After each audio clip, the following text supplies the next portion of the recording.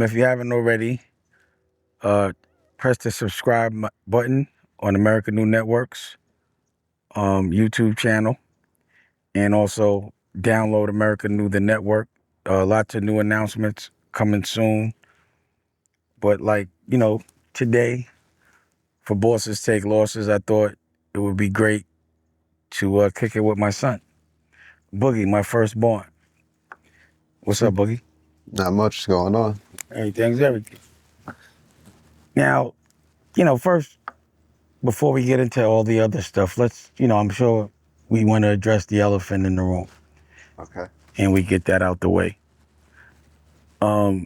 So, through this Fredo shit, I can't even say homeboy's name confidently anymore, just based on how disappointed I am in his behavior. You called me and told me that he called you, or Larry called you. Mm-hmm. And, you'll tell that. But the crazy thing is that I felt like it brought us closer together, And the reason why I say that is because, you've been on your own for about 10 years now. How long were you on your own for completely? About 10 years, I would say. And, I felt like, that was the best thing for you. For you to get out there and see what the real world was like. You grew up in a different kind of environment than the average, to say the least. And, I was your dad since you were born, but I got custody of you when you were 8. And, all the Rockefeller stuff, I'm young. I think we were talking about it today. I had you when I was like 19. You were like my little brother. Yeah. And I wouldn't ever do that to another child again, take them from their mom. I know that was hard for you. But at the time, I just felt like it was the best thing for you. And, I've apologized. I feel like I have, right? Yeah. And told you how I wish I could have approached that differently. I even apologized to your mother the other week. I was surprised by that. Well, things are too good to be mad. You're alive, you're breathing, she loves you. We might not see eye to eye, but at the end of the day, she made you. And regardless of whether I may approach things the same way, I know that she loves you more than life. And, would do anything she can, whether I think it's right or wrong, her brain is right. And I know it makes you uncomfortable to see your parents fight. I'm used to it by now. I know, and that's sad. I saw that you had got used to us fighting when you were a baby. You would detach. And that's why I had to change. But I could say this. Again, you've been on your own for like 10 years and you survived. And I think you have an appreciation of what life is and how hard it is to make money, be a man. You understand my struggle every day, I think. Mm-hmm. But at the end of the day, when you called me, I was like, yo, you could have done some sucker shit, But why would you? I wouldn't. I never would. So the thing that bugged me out, and I want to teach you something of the rules of engagement from a dad to a son. There's a certain way you fight, There's like gentlemen and real warriors have a respect and a code of honor. And you fight a certain way. Number one, you never bring the kids into it. Or innocent bystanders, just certain bystanders. You just don't do that. You know what I mean? And I really hated the fact that Fredo got on TV and said you called him and asked him for money. And I don't know why he would want our family to appear like it's destitute in that way. But did you call him? No, I never called him about that. I've only called him one other time, and that was just to try to get him some money. Right. But I actually spoke to Larry, because I called him because Maribel was sick, and then that's when everything came up. So it was never about money, never was about him. I was just seeing how Maribel was doing. And then we started talking about, So you basically called Larry to ask him about his wife, and he pivoted to that? he didn't pivot to it, but I was like, oh, so with Cam, like, why is he bugging out? And that's how it came up. Well, I appreciated that you called me, and the whole family was proud of you. And I just hate the fact that he's lying on you, lying on my family. And again, it's the lowest, most tacky, like, like low life fight from low scale broke people is when you fight in a way that's not honorable. And, you know, I did this Breakfast Club thing, and pause, I abused them. See, that's the only traffic. Oh, here comes your brother. What's up? You want to come get on camera? You want to pivot? All right, let's talk about something different. Let's talk about this. So you've been back for a couple of weeks. And the thing is, your brother was always meant to run our music division, correct? Yeah. And it's a matter of time and when and learning. And also, you could tell him what you do. He's an artist. He's a rock star. He's been making records. But best of all, he's a good big brother, right? And my almost proudest moment was yesterday when Dusko started soccer and you were one of his soccer coaches. So your You're big coach brother's, now. yes, coach. That's Coach Boogie. And Boogs, the peace that we have, and you've been, you're around. You're my son. I just don't. You've been in every house, every state, everywhere we've ever lived. I think I've never had this kind of peace before. This kind of happiness and the families together. My flex is our family and how close we are, which is why I was like, why would Fredo think that we're so disenfranchised because we might have publicly had situations in front of therapists that we would go against each other in that way, or that you would ever try to play me.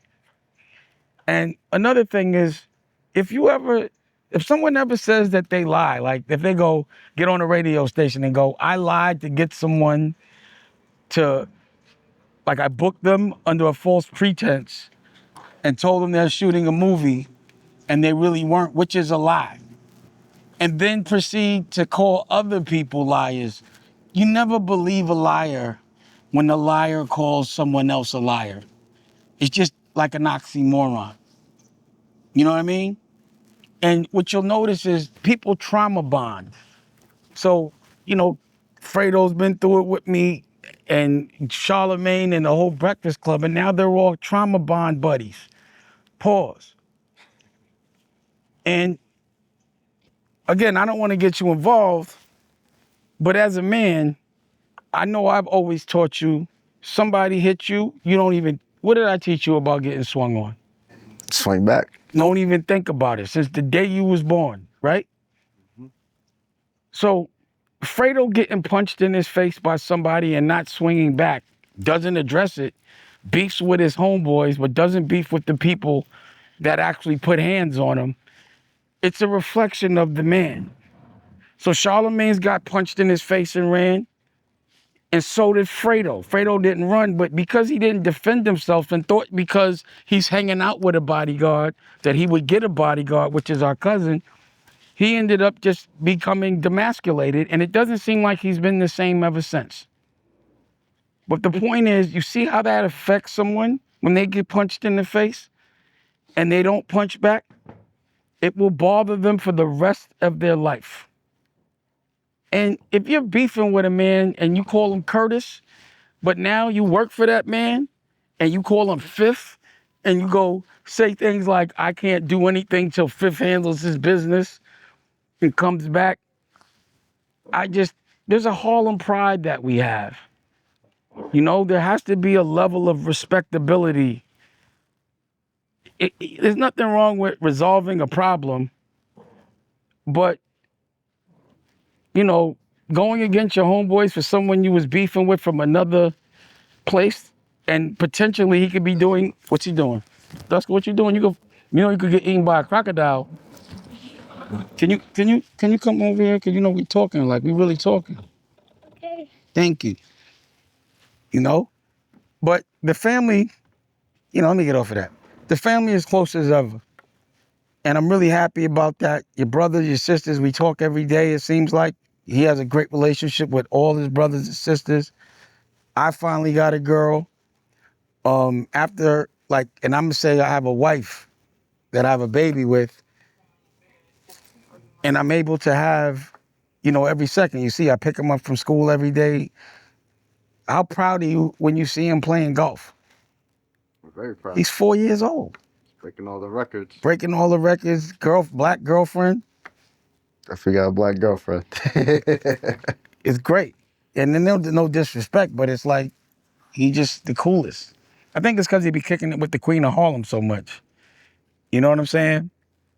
But again, I'm really happy, and I wanted you to tell everybody what you've been doing out here and what the future is, because you don't need to go on someone else's platform. Thanks, Dusko. We working though. You gotta sit still, please, okay? Or else you gotta go upstairs. But you can hang out and kick it with your brother and daddy. Can I go inside? Okay, you can go outside. Thank you. Can you believe this? This shit is crazy. But the spider web's on the game. So then just get past the spider webs. Don't worry about it. Why didn't you watch this? Why you making that face? Come on, you gotta get on the camera if you're gonna do all that. Tell everybody what's up.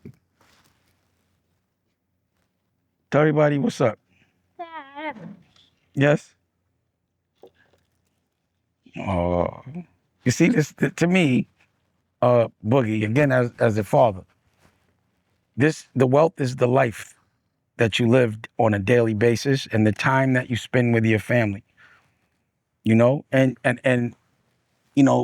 I'm glad I'm getting to lead by example to show you what peace looks like without debt, being able to move when you want, being your own man, and being able to take care of everyone you love without compromise. And that's all I want to teach you, is never to sell out, because money doesn't mean anything because it's man-made. Love means everything because God made it. You understand what I'm saying? But, tell them everything that you're doing, because we definitely been working, and your plans for the future. All right. So what we've been doing is been working on records every day. I got to work a record with Adrian, CC, Nicolette, Nicky Licky. Nikki Licky, Mm-hmm. and You got a single coming out? yeah, my single with Wes. It's called Dream Chaser. Mm-hmm. So that'll be the first record that comes out. Mm-hmm. And then that's been being a big brother. How's that been? That's been fun. This is like the most time I ever got to spend with any one of my siblings. I know, right? I never had this much time. Isn't it crazy how dope that is? How much we were missing. We had each other all this time, but because of bullshit and certain kinds of division, maybe me beefing with your mothers, we were never able to be that family and break that cycle. But now we're breaking it, and he brought us all back together. You know what I'm saying? Now, the crazy thing about the Larry situation, and again, I loved his wife. When we came to visit you, we visited her. Is that when you initially went to Vegas, it was so that you could go be that man. And I know that, sometimes we didn't see things eye to eye, but I never, ever wanted you to live with Larry, correct? You sent me to his crib. Not to live. Yeah, not to live, but just to go look at the cultivation. Right. I sent you to Vegas for that. But, I can't get past the spider web. you can't get past it. What do you mean? Like it's bothering you too much? No, but there's a big spider there. How did you get in? I didn't get in. How did you come through to get on the dock? How'd you get on the dock? There wasn't, but there wasn't a spider. It was off, and then I got on the dock, and then when I was trying to get inside, there was a spider. All right, this is what I'm gonna do. I'm gonna open it for you, but you can't be scared of spider webs. You just get, just wipe it. But they are nasty a little bit. It might have bugs in it. Bugs, tell them what else you're doing. I'll go open the thing for 'em. But don't let the spider get you. I'm not scared of no spider. I'm bigger than a spider. But be careful, but not just. Don't let the spider bite you. Like I was saying, I just wanted you to be able to try to work things out on your own. And I just felt like he was enabling that. And he was going against, like, again, another advice is you don't get in another man's family business. So if you're friends with somebody or not friends with him and the father says, I would prefer you didn't do certain things, you got to respect that man. You don't go against that kind of a grain. And, for me, and again, I keep saying it's the last thing, but I be forgetting shit. The one question I have that nobody's asking, other than why didn't you swing back and why you don't address fighting back, Fredo, is that if 50 came to Cam months ago before we were beefing and brought up paid in full and even offered the position of doing anything with paid in full without telling me, if I'm not the first call, then he's a sucker to me. Because I know if 50 came to me and said, I'm doing killer season without Cam and would you want to be a part of it, the first call I would make, even if we beefing or not, I would have called Cam out of respect. But that's called backdooring your friends. And you never backdoor your friends. Pause. It's always a respect thing, and I've always tried to teach you the utmost of what respect is, and I live by it.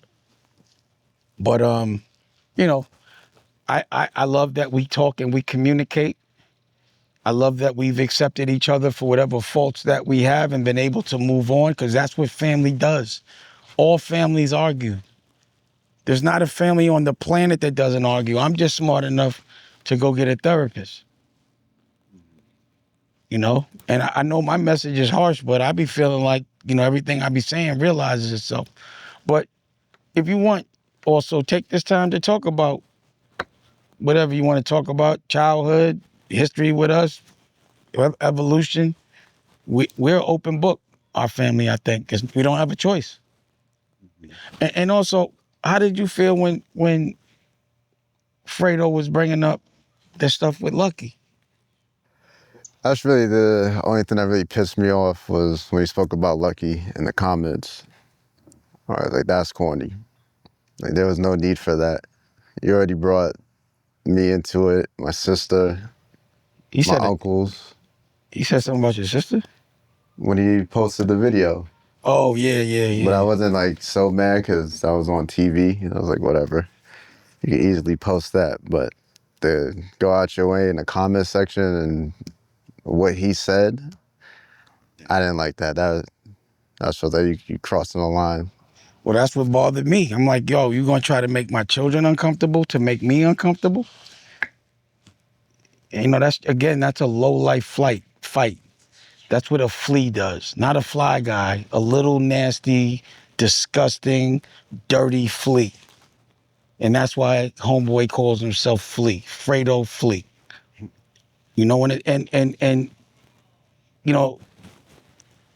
Again, a liar calling someone else a liar that's only known for telling the truth. He himself said, I don't know you for lying, so why would I start lying now over him? And the only thing I'm always lying about is something that no one else saw if that person's not on this planet. Because, the thing I said about him and Big L, that shit was true. I put that on everything. I'm not going to just make that shit up. But what I found crazy was he started to discredit Big L and say, oh, he lines niggas up. A nigga that lines niggas up, that admits it, that does it on TV, always keeps pivoting, calling people liars and discrediting them because they line people up. But nobody knows that. And what was Big L going to say? He's not here anymore. So why would you discredit him? But it did happen. I'm sure L told people. But there's a lot of things that he probably is scared I'm gonna say, which is why he's trying to discredit me all of a sudden. But I can tell you right now, that shit is illegal. You can't call somebody a liar that's not lying, especially when it comes to business. And that's another thing. You know, I'm also happy that you're starting to get involved in the overall family office and understanding, and you've been watching me set it up and the things I've been doing for the family office. You understand what's going on with that, right? Yes. So setting up these new verticals, all new codes, you know, all for y'all. And everything that happens and every dollar that gets invested, y'all got to know about it. And y'all got to start running verticals. And I'm so proud of your sister, Ava, even Tallulah for finagling the situation and getting what she wants the way she wants. Ava's on a hit TV show. I know your records are about to pop because I like them. And you're a good dude, good big brother. And I see the future. You know, I'm waiting to be a grandfather. Mm-hmm. And and you know, and our next project that we're working on is our farm. Yeah. And real estate that comes with it. Family compound. Right? You been to the land yet? No. No? Oh God, we gotta go over there. Yeah, you asleep. And then we get to work out and you get to see how ill I am at 54. Right? Yeah. Sure. Pardon? Mm-hmm. Because we've been working out your whole life. Yeah. Right? Mm-hmm. How much catch did we play? How much I felt like Still play. Pause. Still I play was catch. I was a pretty present pops. You know, as much as I didn't miss a game. I remember you playing at the dog show, and I would have my meetings uptown on Broadway. Yep. You know what I'm saying? Team Rock. Mm-hmm. It's funny how things played out, right? Yeah. It's crazy where we're at now. Here comes your mom. Like, I love this. This is the office now. And I'm only working with people I love. And this is the messaging that I want for everybody, that this is what I consider wealth. Mm-hmm. You know? And have you ever seen me struggle? Nope. You ever see me in a little house? Nope. Why you think they say all that shit all the time?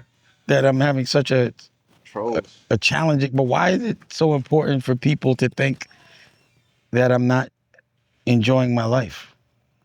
Because you're the loudest one in the room. People get butthurt when you talk. Yeah. Or That's the and only way they could come back. how was that for you as a child? Me just being loudest person in the room all the time. That's my normal. But you're like almost the exact opposite. Like, you know what I mean? You think because I'm so loud, is that the reason why you're so introverted? I don't know. I'm a Sag. We just sit back and watch. Mm-hmm. Yeah, I could dig that. Check